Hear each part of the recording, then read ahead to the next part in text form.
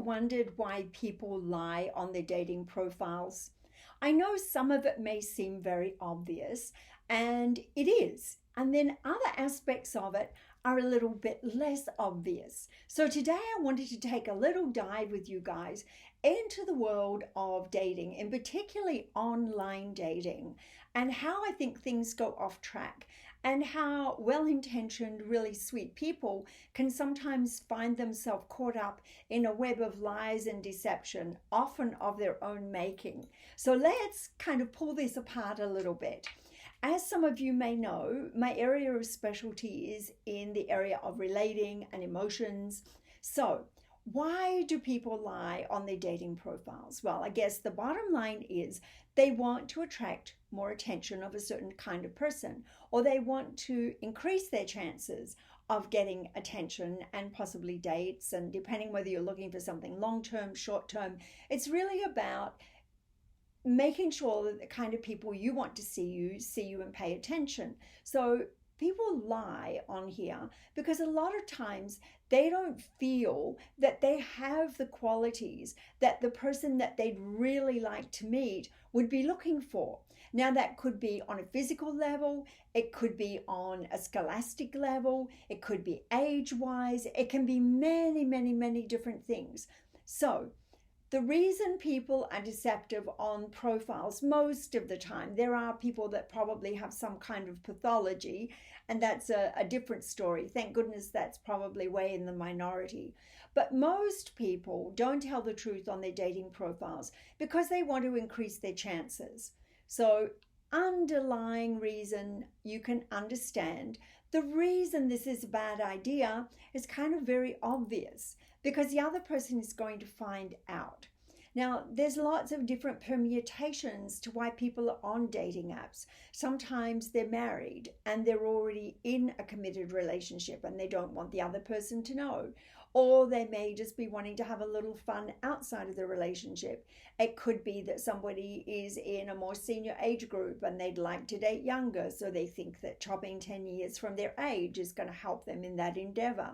And I guess initially it may do, but ultimately we all know that when you start out with deception, nothing good is going to come from this, because at some point the other person is going to find out, whether you are the one that has to tell them, and that can be very awkward and a little bit difficult, or the person happens to find out and then they catch you in a lie or a series of lies. Neither one of those scenarios, in my opinion, is going to lead anywhere good. You're going to feel awkward and uncomfortable. And if you meet the other person and you really like them, you're going to worry about it even more, because you're going to worry about how they're going to perceive you once you tell them the truth. And if you don't ever decide to tell them the truth, chances are they're going to find out on their own, and that will be even worse. So I'm not a fan at all of people being deceptive on their dating profiles or anywhere else in life. But at the moment we're talking about dating and we're talking about online profiles, so that's why I'm being specific. And it's not because I have this big judgment around truth and, never veering from that. It's really about what serves you best. And when we come from a place of being proud of who we are, of owning who we are, and having confidence in who we are, not hubris, but confidence, that enters out into the field. Because, and I'm going to get a little bit spiritual now and a little bit quantum physics. What you think and how you behave creates a certain vibration inside your body. And that vibration ripples out into the environment and out there into the field, and it magnetically attracts experience and people back to you. So that's a short version of it. I've way oversimplified it, but for the sake of the discussion, I think it's enough to say, when you start out with deception, that's what you're putting into the field. You're kind of radiating and emanating a deceptive thing, and nothing good's going to come of it.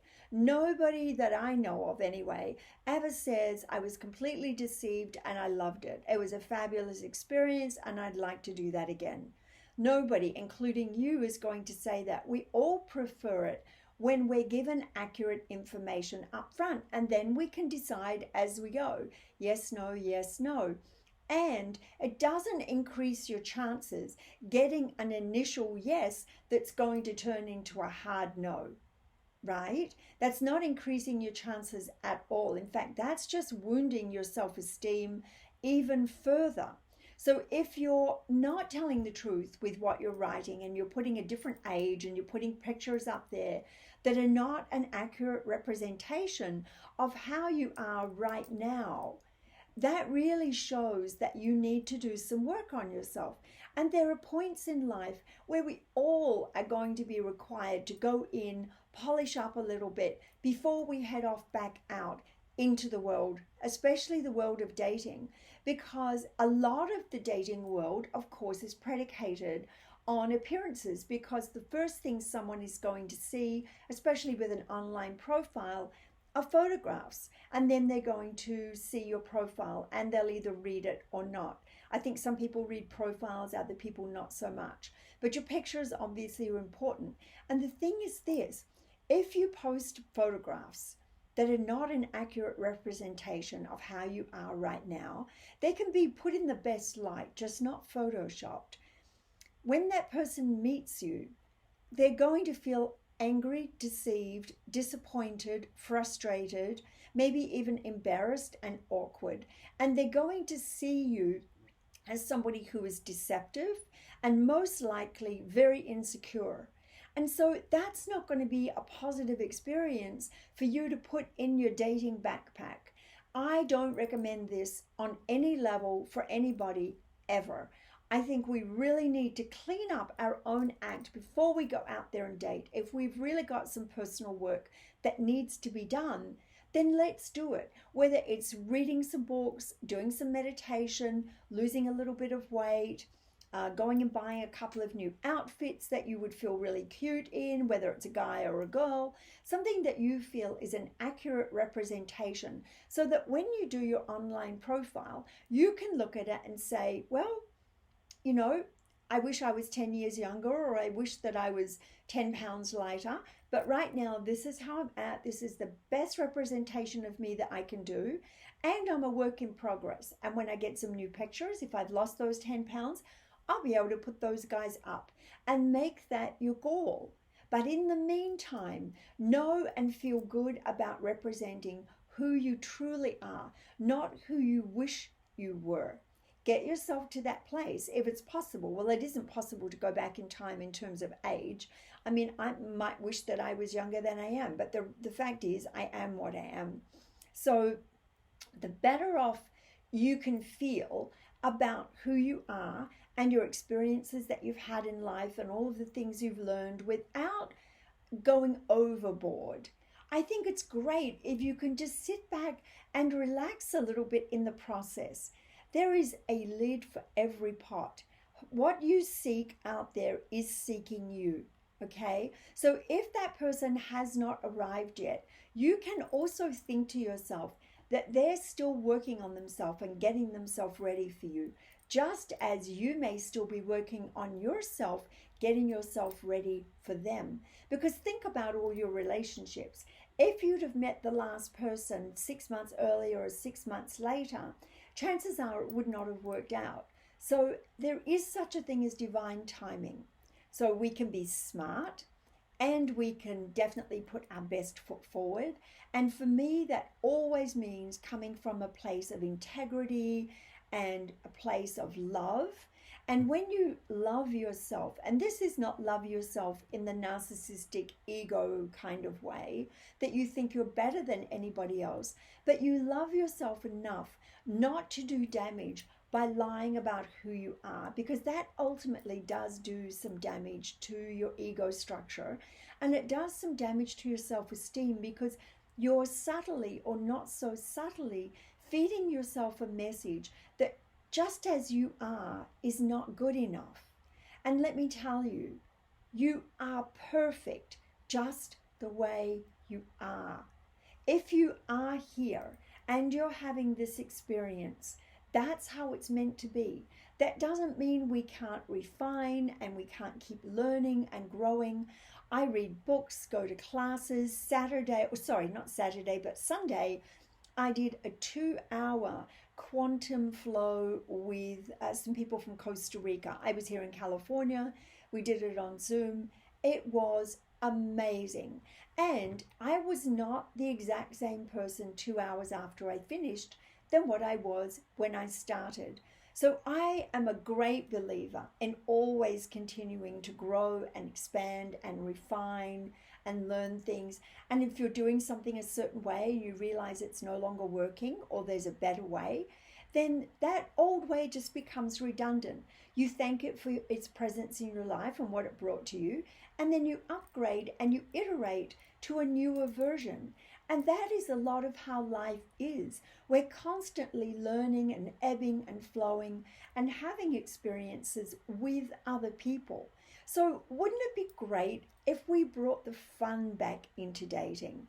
And I do believe one of the ways of doing that is to make sure that we date authentically and speak to people on the phone before you make a plan to do a Zoom call, or if you're meeting them in real life. Because sometimes when you talk on the phone, you realize that there's no chemistry, there's no real magic there. They may have written a great profile. You don't even know if they wrote it. Maybe one of their friends wrote it, or maybe they had it, done professionally. And it may not quite match up with who they really are.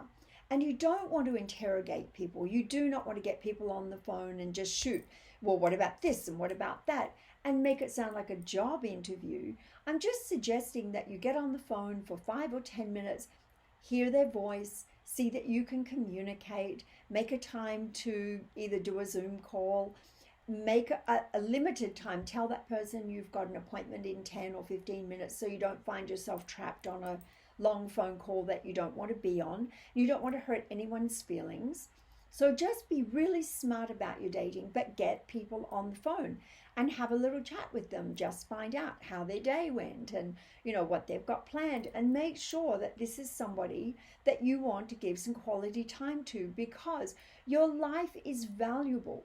If you imagine the little egg timer, the sand of your life is constantly running, and who you spend time with needs to have high value. So my advice, and I know this may seem a little old school to some of you, but I seriously don't believe that you can tell a lot about a person from a text message or an email. You may know something about them, but you don't really know until you talk to them on the phone, you see them on a Zoom call, and then you meet them in real life. So that brings me to my next point. Do not over-invest in people that you don't know, okay? Never, never, never, ever, ever, ever send money to anyone under any circumstance that you have not met and actually formed some kind of relationship with. And even then, I think it's a highly risky behavior. But I can tell you it's an absolute definite. If somebody starts heading down the pathway of talking about money and finances, and you've only just met, or you're just talking on the phone, or you're just on a Zoom call, that is a definite no. Under no circumstance do you do that. And do not be gullible. People come up with all kinds of stories, and some of them may even be true. Some people's sad stories may be true. It's not your responsibility. Do not get involved in these kinds of things with people that you don't know. As I said, I think it's difficult enough with people that you do know. But don't put all your eggs in a basket of somebody that you don't know. They may write super flattering text messages that you love receiving. See it for what it is. Get a little jolt of energy, enjoy it. Maybe it leads to a forever, maybe it leads to a relationship, maybe it leads absolutely nowhere because they're doing this with 25 or 35 other people. So I'm not discounting it and saying don't enjoy it, just don't give it any more credibility than what it deserves. And that is a few nice words from a stranger. You have no idea who this person is. They may not be anything like the person that they represent. So again, I don't want to sow seeds of you being super suspicious, but just bear in mind, you're dealing with absolute strangers, people that you've never met, you have no idea who they are, and in time, maybe you'll come to know. But the best way to find out is to get them on the phone, then get them on a Zoom call. You'll get a much different idea. And then, of course, before you go putting any eggs in any baskets, you do need to meet in real life, and you need to spend a little bit of time together, getting to know each other. Again, you don't know this person, so too much, too fast, too soon, they're warning signs, especially if somebody is trying to move you along in on a really fast trajectory or pace. I would be very conscious of that, and you go at the speed that's comfortable for you. No pressure. If 10 minutes is enough, then 10 minutes is enough. If you feel yourself with somebody who is being super charismatic and they say all the right things, yes, on one level you can enjoy it, but you need to have your antenna out to listen to who this person really is, because you are valuable and your time is valuable. And you don't want to have negative dating experiences if you can possibly help it. So I think by eliminating some of the most obvious things not to do or to do, by doing those things, you at least clear the field a little bit. And then if you get on a phone call or you get on a Zoom call and you're not feeling it, you need to get off, and you can be respectful. You just either say that you've got another appointment, or the more truthful thing to do is let them know that you just didn't feel or are not feeling that special little romantic click that you would be looking for. And nobody can be offended and argue with that, because chemistry is something we have no control over.